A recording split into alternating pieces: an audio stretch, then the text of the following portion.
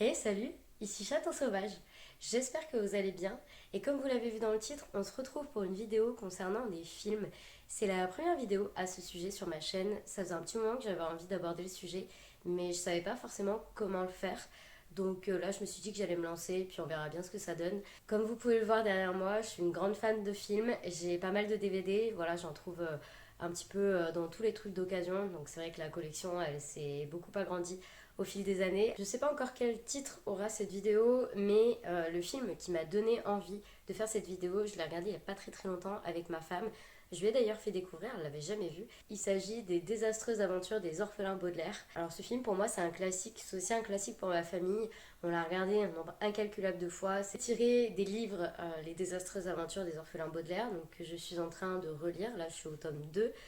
Voilà, il y a 13 tomes. Alors, ce film-là se concentre sur les trois premiers tomes des désastreuses aventures des orphelins Baudelaire, avec un casting au poil. Hein, autant à l'époque, je ne me rendais pas compte, mais aujourd'hui, je me rends compte à quel point le casting, il est impressionnant, en fait, parce qu'il y a Jim Carrey, Meryl Streep, Jude Law. J'ai plus son nom, mais il y a celui qui joue Queue de Verre dans Harry Potter.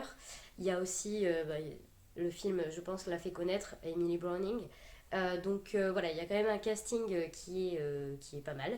Et ce film n'a malheureusement jamais eu de suite, à mon grand désespoir, parce que j'aurais adoré une série de films avec ces acteurs-là, avec cet univers-là. Je trouve que là, pour l'avoir revu, je ne l'avais pas revu depuis pas mal d'années, et là, je l'ai trouvé vraiment magnifique dans la réalisation, dans les décors et les costumes. Il est incroyable ce film. Enfin, je suis trop déçue qu'il n'y ait pas eu de suite. Le film n'a pas fonctionné à l'époque, probablement parce que l'univers ne tentait pas les gens.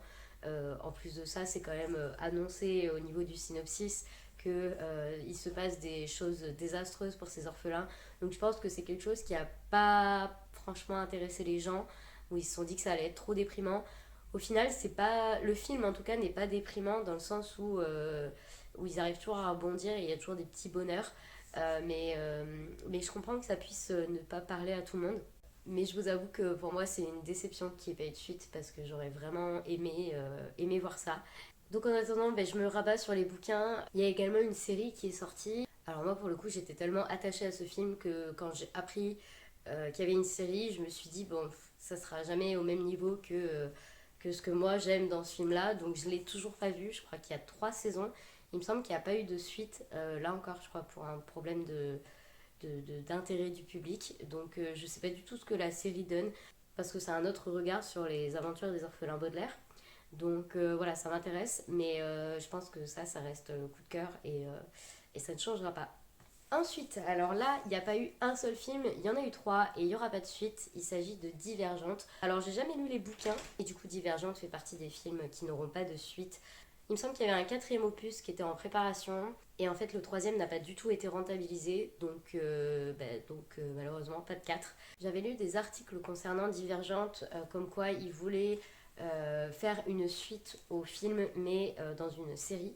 Et l'actrice principale a dit qu'elle ne ferait pas partie du projet, que ça l'intéressait pas de jouer dans une série. Et c'est également le cas des autres acteurs, donc j'ai plus leur nom.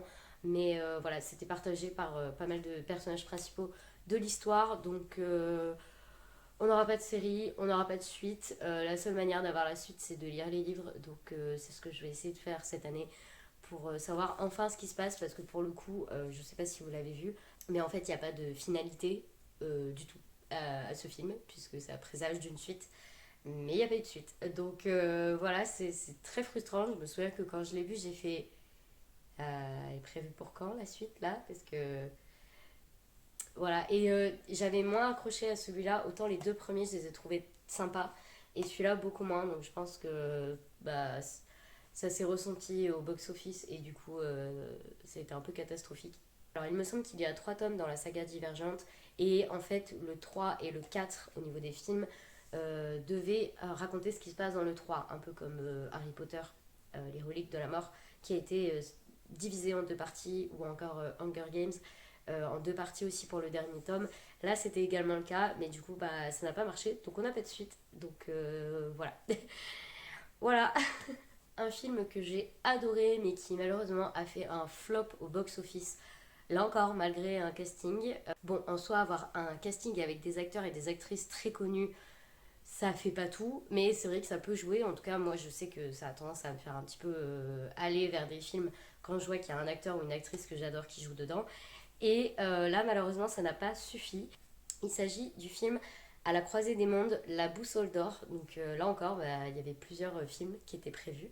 D'après ce que j'ai pu lire à droite à gauche, le film n'a pas plu, notamment aux personnes qui avaient lu les livres, parce qu'apparemment c'était pas assez fidèle. Alors je n'ai pas pu comparer parce que je n'ai pas lu les films À la croisée des mondes. En revanche, j'ai ce livre-là qui regroupe les trois tomes. Mais très honnêtement, j'ai la même version de Narnia. Bon, pour le coup, Narnia, c'est 7 tomes, je crois. Mais c'est beaucoup, beaucoup trop gros et surtout écrit beaucoup trop petit pour moi. Je lis le soir, en fait, et moi, le soir, c'est un peu le moment où mes yeux, ils disent stop, il faut qu'on arrête. Donc, ça, c'est beaucoup trop petit.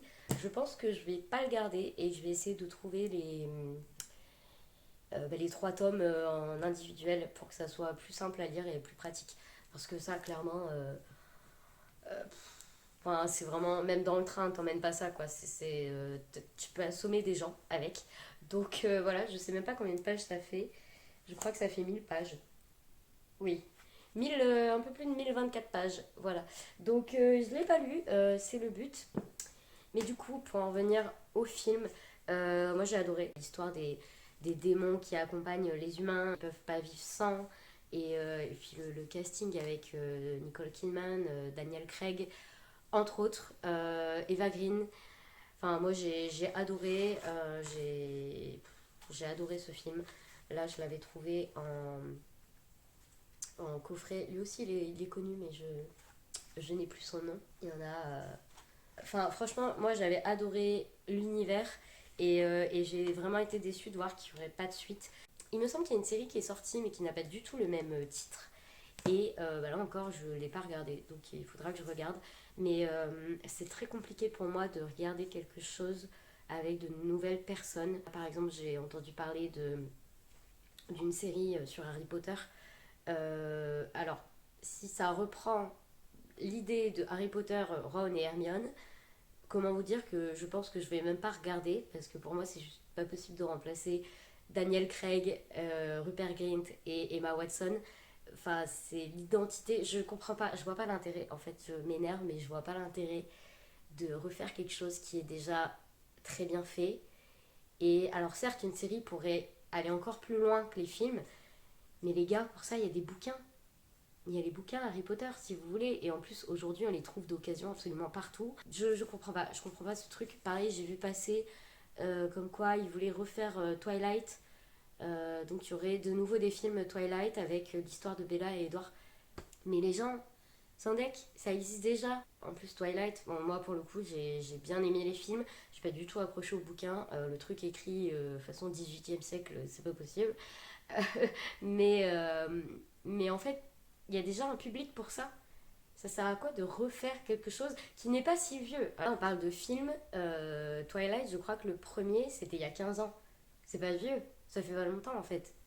Enfin, c'est pas le truc qui date d'il y a 70 ans et il faut qu'on le refasse. Ça a même pas 20 ans. Pourquoi est-ce que tu veux le refaire alors que ça n'a même pas 20 ans? Bref. Du coup, À la croisée des mondes, je vous le recommande si vous l'avez pas vu. Ou si vous aimez tout ce qui est monde alternatif, imaginaire, etc. Bah, ça peut être votre truc. Ensuite, un autre film, Les âmes vagabondes. Alors, ce film, pour le coup, c'est pas un coup de cœur pour moi. Il y a des choses que j'aime bien. Je trouve qu'il y a des choses qui sont un peu moins bien faites. Je trouve qu'il y a des acteurs qui jouent pas super bien et d'autres ça va. Mais je dirais que ça se laisse regarder. C'est un film que j'aime bien revoir de temps en temps. C'est pas, voilà, c'est pas un truc incroyable non plus, mais je trouve ça pas mal. Et la question que je me suis posée quand je l'ai vu, donc je l'ai pas vu à sa sortie, je l'ai vu quelques années après. Et en fait, je me suis posé la question de pourquoi il n'y a pas de suite. Est-ce que c'est parce que ça n'a pas marché au box-office, ce qui pourrait expliquer du coup le fait qu'il n'y ait pas de suite? Et ben non, non, la raison elle est toute simple, c'est qu'en fait c'est issu d'un livre, et c'est d'ailleurs écrit par celle qui a écrit les livres Twilight, et en fait elle a sorti un livre et il n'y a jamais eu de suite. Voilà. Donc il y a des gens qui se disent ok on va réaliser un film sur un livre, il est censé avoir plusieurs livres. Mais si du coup l'autrice ne sort pas d'autres livres, bah il n'y a pas de suite. Voilà. Et sinon, attendre que l'autrice ait sorti plusieurs bouquins, ça leur est pas venu à l'esprit. Même si en soi, elle a peut-être dit, ok, je promets, il y aura des livres et des machins. Le mieux, ça reste d'attendre quand même, d'avoir toutes les cartes en main pour pouvoir faire quelque chose. Là, en fait, ils ont fait un film sur un livre et c'est tout. Voilà, donc il n'y a jamais eu de suite. Pas parce que ça n'a pas marché, mais parce qu'il n'y a jamais eu de suite littéraire et du coup pas de suite de film. Est-ce qu'on peut dire que c'est de la bêtise humaine? Oui, je pense. Ensuite, un autre film que j'avais vu au cinéma, d'ailleurs, avec des amis. Il me semble que de souvenir, on n'avait pas spécialement accroché. Et même encore aujourd'hui, quand je le regarde, donc je l'ai en DVD, mais c'est un peu comme Les âmes vagabondes. C'est un film que j'aime bien regarder, mais je trouve qu'il y a quand même pas mal de défauts. Il y a certaines choses voilà, qui me chiffonnent un petit peu, mais ça reste quand même un bon film. Et je trouve que les deux acteurs principaux sont plutôt attachants. Il s'agit du film Sublime Créature. Alors pour le coup, ça a été un échec au box-office où il n'y a pas du tout de suite. Il y a des livres, je sais pas du tout combien par contre, donc je pense qu'il y en a plusieurs, s'il y avait plusieurs films de prévus. Et comme c'est arrivé après la saga Twilight ou pendant, je sais plus trop, en fait les gens étaient déjà attachés entre guillemets à un couple qui était Bella et Edward, et du coup s'attacher à un nouveau couple, c'était compliqué et peut-être que l'alchimie n'était pas pareille. Enfin moi je les trouve je trouve que ça match. Du coup, voilà, ça, il n'y a pas eu de suite. Donc, je pense que pareil, j'essaierai de lire les livres pour savoir ce qui se passe. Parce que du coup, bah, si tu te bases uniquement sur le film, t'en sais pas plus. Et de souvenir, la fin est. Alors, triste, je sais pas si c'est le mot, mais elle est. Ouais, je me souviens que j'étais un peu genre. Bon, pourquoi? Alors là, il s'agit d'un film que j'aimais bien voir quand j'étais plus jeune et que j'aime toujours regarder de temps en temps. Il s'agit de Cœur d'encre, qui est tiré de livres, je ne le savais pas. Voilà, je savais pas que c'était tiré de livres. Et en fait, il n'y a pas eu de suite parce que ça a été un flop au niveau des critiques et du public. Le film n'a pas du tout convaincu. Donc là encore, j'ai pas lu les livres, donc je peux pas te donner mon avis en comparant les livres. Mais apparemment, ça n'a pas marché. Après, c'est jamais évident de faire des films à partir de livres parce que bah déjà, chaque personne se fait sa propre idée du personnage, même s'il y a une description physique. On a déjà une idée préconçue dans notre tête. Et c'est vrai que si les acteurs ou les actrices ne correspondent pas à ce que nous, on a imaginé, on peut se dire bah, je vais pas aller le voir parce que ça va pas matcher, ça va m'enlever des souvenirs, ça va brouiller mon histoire en fait. Et là, c'est peut-être ce qui s'est passé. C'est dommage parce que je l'ai trouvé bien sympa. En plus, j'aime beaucoup je- Brendan Fraser. Je sais pas du tout si ça se prononce comme ça, mais lui, je l'aime beaucoup. Et en plus, il y a l'acteur qui interprète Gollum dans Le Seigneur des Anneaux. Donc voilà, je trouvais que le casting était pas mal et l'histoire est sympa. Mais du coup, bah, il n'y aura pas de suite. Pareil, j'essaierai de lire les livres si un jour je les trouve et si j'ai le temps pour ça parce que là j'ai pas mal de livres sur ma liste, je pense que vous l'avez vu. En préparant cette vidéo, je me suis rendu compte qu'il y avait ces deux films là que j'adore, qui n'ont pas eu de suite et j'aimerais apporter une petite nouvelle parce que je pense que ça peut faire plaisir à certaines personnes. Je pense notamment à mes parents qui aiment beaucoup ces deux films là. Sachez qu'il y a un troisième en préparation, donc ça fait longtemps qu'on l'attend puisque le deuxième est sorti en 2011, donc voilà on attend, hein, voilà on verra bien. Mais j'ai lu qu'apparemment Robert Downey Jr. et Jude Law étaient partants pour une suite, donc il me semble avoir lu qu'elle était en préparation. Donc très très hâte d'avoir une suite. Si ça sort au cinéma, j'irai le voir parce que c'est vrai qu'à l'époque j'avais pas pu. Et celui-ci en fait laissait présager une suite. Je me souviens que quand on l'a vu avec ma famille, on s'est vraiment dit à la fin ah mais on attend une suite en fait. Là il faut pas que ça s'arrête, faut qu'on ait le fin mot de l'histoire. Et savoir que les acteurs principaux sont ok pour revenir, bah c'est chouette parce que c'est vrai que bah, sans eux il n'y aurait pas de suite, ou en tout cas pas dans ce style-là. Et voilà, donc très très contente. En tout cas, si ça se fait, j'irai le voir au cinéma et puis je vous donnerai mon avis.